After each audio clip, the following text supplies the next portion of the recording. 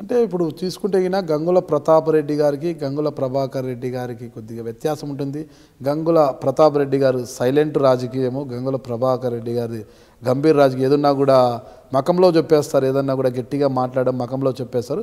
అయితే గంగుల ప్రతాప్ రెడ్డి గారు ఎవరన్నా ఏదన్నా అవసరం కానీ పని నిమిత్తం కానీ వస్తే సరే చూస్తాం చేస్తాం అంటూ నిదానంగా ఆయన రాజకీయాలు చేస్తే అట్లా ముందుకు పోతే, మీరు మాత్రం ఏదైనా కూడా ముఖం మీదే మాట్లాడేస్తారు గట్టిగా. మీది యథార్థ రాజకీయాలు, ఆయన చూస్తే సైలెంట్ రాజకీయాలు అంటారు కదా. అంటే మీ స్వభావము ఇప్పటి రాజకీయాలకు సరిపోతుందంటారా? స్వభావం ఏం లేదు, ఫీల్డ్లో ఉండాలి తప్పదండి. నేను ఫీల్డ్లో నేను పనిచేస్తుంటాను. ఇప్పుడు ఆయన దగ్గర కలిసేదానికి తక్కువ అండి, నాతోనే ఎక్కువ అందరూ మింగిల్ అవుతారు, నాతోనే పని చేయించుకుంటుంటారండి.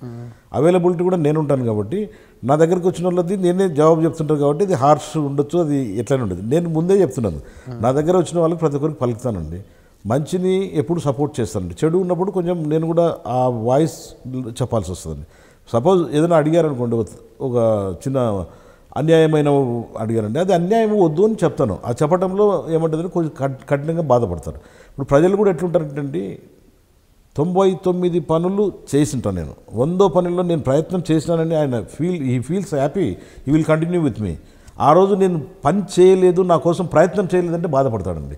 అందుకని నా ప్రయత్నం అనేది నేను ఏదైనా చేస్తానండి, చేసి వాళ్ళకు ఎక్స్ప్లెయిన్ చేస్తానండి.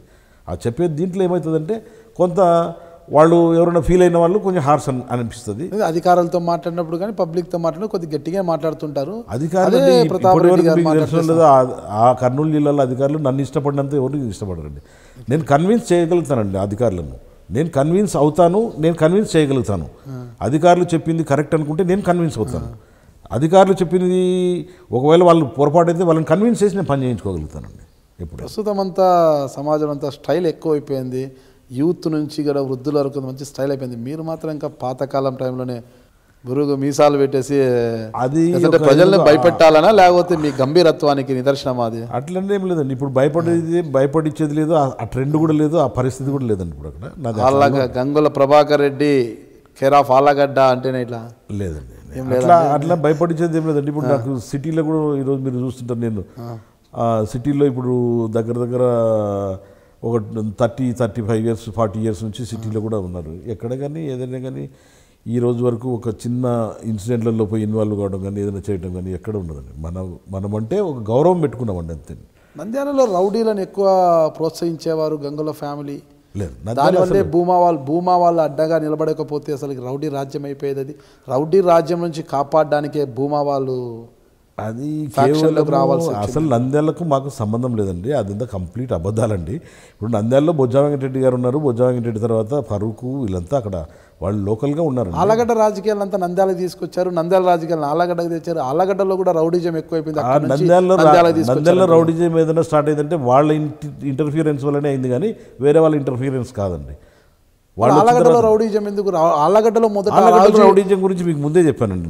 మీ ఎక్కువ రౌడీజం ఉన్నింది గంగుల కుటుంబం నుంచే. రౌడీలంతా వాళ్ళని అణిచివేయడానికే భూమా ఫ్యామిలీ. మీరు ఈరోజు ఆళ్ళగడ్డలో 1 to 1 మీరు మా దగ్గర వచ్చి మాట్లాడండి, మీరు అక్కడికి రండి, అక్కడ విచారించండి. ఆళ్ళగడ్డలో రౌడీజాన్ని అరికట్టినప్పుడు నేను కూడా రౌడీలాగా బిహేవ్ చేసినాను తప్ప నేను ఎప్పుడు రౌడీజం చేయలేదండి. రౌడీజాన్ని అరికట్టడానికి నేను కూడా ఒక రౌడీలాగా బిహేవ్ చేయాల్సి వచ్చింది, చేశానండి. అంటే రౌడీలను అంటే రౌడీగానే అణిచివేయాలనుకున్నారా? కానీ తప్పదండి. ఇప్పుడు నువ్వేదో మీరే ఇప్పుడు అడిగారు, ఇప్పుడున్న సమాజంలో మీరు మీసాలు పెట్టారు ఎందుకని. అప్పుడున్న సమాజంలో గాంధీలాగా ఈ చెంప కొడితే ఆ చెంప చూపించే పరిస్థితి కాదండి.